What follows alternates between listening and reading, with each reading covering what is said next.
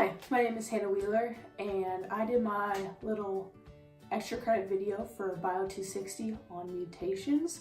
It's going to be on mutations themselves, the different types, and the mechanisms for fixing those mutations. First little video you're going to be seeing is what a normal gene sequence would be like. We have the guanine, adenine, thymine, cytosine, and the sequence is going to be singing the song to Mr. Sandman, and that just represents the different variations and placements of these nucleotides, and this is going to be first a normal sequence.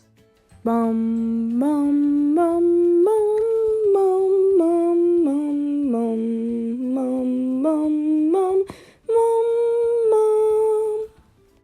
Next up, we have a frame shift mutation. This occurs when an extra nucleotide is added in, and this eventually affects what amino acid is transcribed for, which can completely alter the shape of the protein as a whole and change the function. Bum bum bum ah bum bum bum bum ah. Another mutation is a deletion. This is where the nucleotide is essentially just deleted, and this can be really bad and can terminate the whole sequence of nucleotides.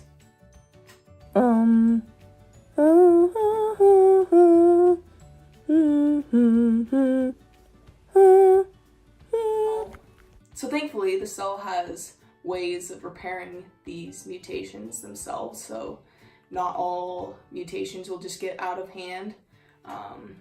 When a DNA polymerase 3 puts in the wrong nucleotide on accident, it can sense that it's made that mistake and repair it. So that's what's first going to be shown.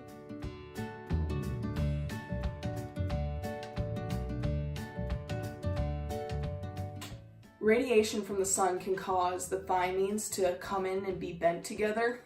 So a way to fix this that the body uses a mechanism named nucleotide excision, and what happens here is the improper thymines are taken out and replaced with a good nucleotide.